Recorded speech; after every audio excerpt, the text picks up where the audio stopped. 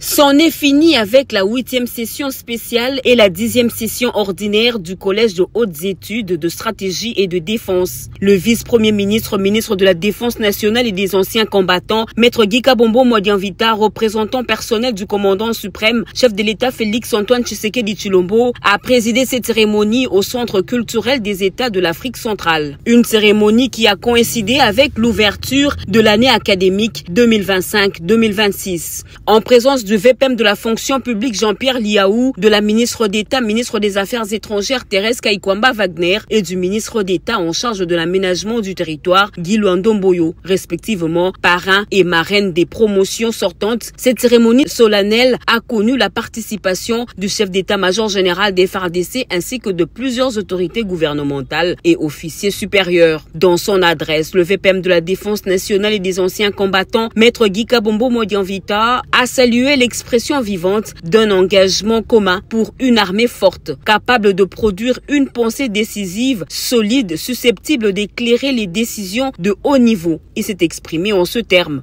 Honorable président de l'Assemblée nationale ici représenté, honorable président du Sénat ici représenté, honorables députés et sénateurs, mesdames et messieurs les membres du gouvernement, messieurs les ambassadeurs et chefs de mission diplomatiques, messieurs les représentants des organisations et mécanismes régionaux, monsieur le directeur général de Thémis ici représenté, monsieur le chef d'état-major général des forces armées de la République démocratique du Congo, monsieur le commissaire général de la police nationale congolaise, monsieur le gouverneur de la ville-province de Kinshasa, ici représenté, monsieur l'inspecteur général des forces armées de la République démocratique du Congo, monsieur l'inspecteur général de la police nationale congolaise, monsieur le secrétaire général à la défense nationale, mesdames et messieurs, distingués invités à vos titres et qualités respectifs.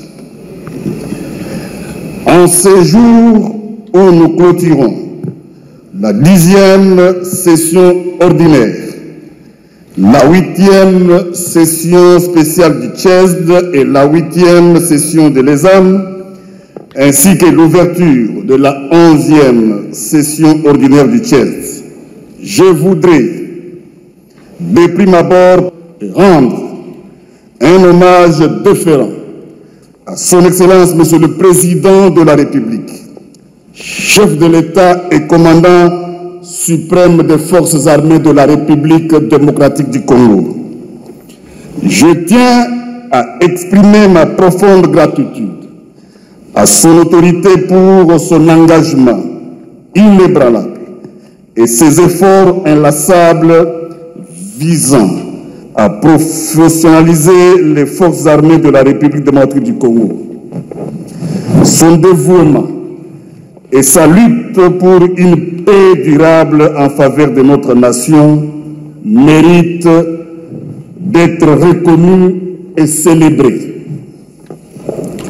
Mes remerciements vont également à son Excellence Madame Judith Suminwa Tuluka, Première ministre, chef du gouvernement, pour son soutien indéfectible aux initiatives destinées à renforcer les capacités de défense et de sécurité nationale.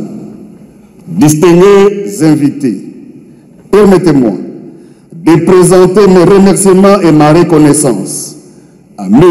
Jean-Pierre Liaou Eboua, vice-premier ministre, ministre de la fonction publique, modernisation de l'administration et innovation du service public, ici, parrain de la 8e promotion de l'ESAM. À Madame Kaikwamba Wagner, ministre d'État, ministre des Affaires étrangères, coopération internationale et francophonie, marraine de la 10e session ordinaire du CHESD malgré son agenda chargé dans la recherche de paix durable pour notre pays.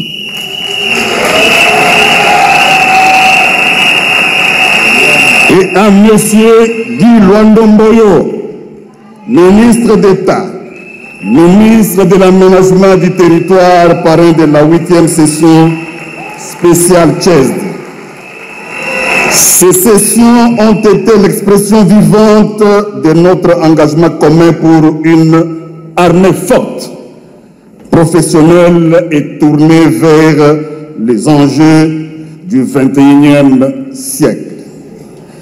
À travers les exposés, les échanges et les réflexions stratégiques, vous avez démontré que notre système de formation militaire est capable de produire une pensée défensive solide, capable d'éclairer les décisions de très haut niveau. Les thèmes abordés, qu'ils soient liés à la réforme, à l'administration, à l'intégrité territoriale ou aux défis géopolitiques actuels, appellent à l'action, à l'innovation et surtout à la responsabilité. Je tiens à féliciter tous les participants pour la qualité de leurs travaux et leur discipline. À vous, désormais, de traduire ces acquis en leadership opérationnel, rigueur administrative et excellence stratégie au service de la République. Je remercie les formateurs. Ces sessions ont été l'expression vivante de notre engagement commun pour une armée forte, professionnelle et tournée vers les enjeux du XXIe siècle. À travers les exposés, les échanges et les réflexions stratégiques, vous avez démontré que notre système de formation militaire est capable de produire une pensée défensive solide, capable d'éclairer les décisions de très haut niveau. Les thèmes abordés, qu'ils soient liés à la réforme, à l'administration, à l'intégrité territoriale ou aux défis géopolitiques actuels, appellent à l'action, à l'innovation et surtout à la responsabilité.